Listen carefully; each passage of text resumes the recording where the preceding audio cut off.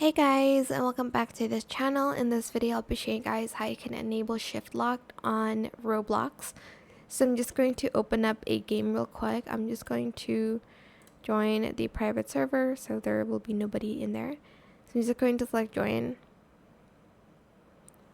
and you can obviously join any game you want. You're going to then select the Roblox menu or press escape on your keyboard.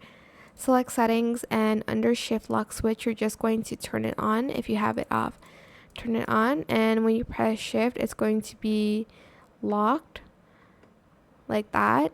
But yeah, that's pretty much how you can enable the shift lock switch on Roblox. You can use it to on Dress to Impress or like obviously Obby games, but I don't really play those games because it stresses me out. But if you want to learn how you can enable the shift lock switch, obviously you can do that.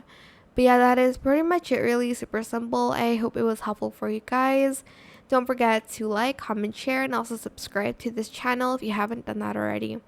If you have any more questions about this video, just leave it in the comment section down below. I will try my best to answer them all for you guys.